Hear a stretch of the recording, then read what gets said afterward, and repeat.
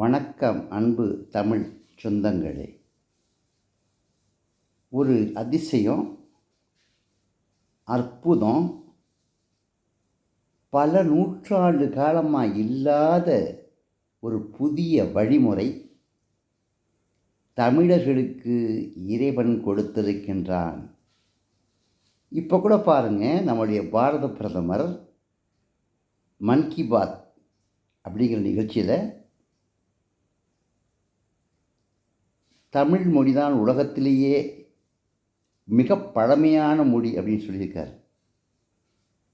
மிக பழமையான மொழி அப்படின்னு நம்முடைய பாரத பிரதமர் மோடிஜி அவர்கள் சொல்லியிருக்காங்கன்னு சொன்னால், அவங்களுக்கு கிடைச்ச அந்த அற்புதமான அந்த ஒரு ஆதாரங்கள் எப்படிப்பட்ட ஆதாரம்னு கொஞ்சம் யோசனை பண்ணி பார்க்குறீங்களா?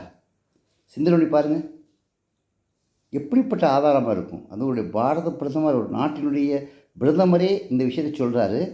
நூற்றுக்கணக்கான மொழிகள் இருக்கக்கூடிய இந்தியாவில்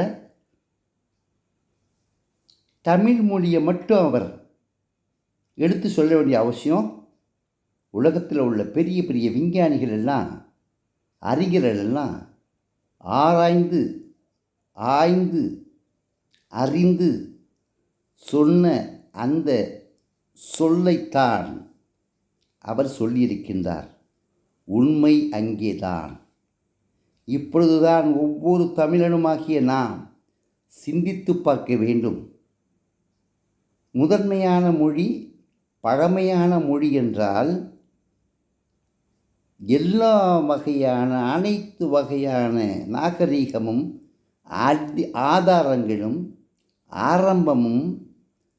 ஆரம்பமாகிய இடமே தமிழ் இனத்திடமிருந்து தான் என்பது தெள்ளத் தெளிவாக விளங்கும்.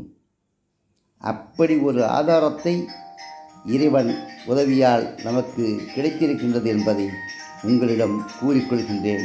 சிந்தித்து பாருங்கள், சீர்தூக்கி பாருங்கள். நன்றி, வணக்கம்.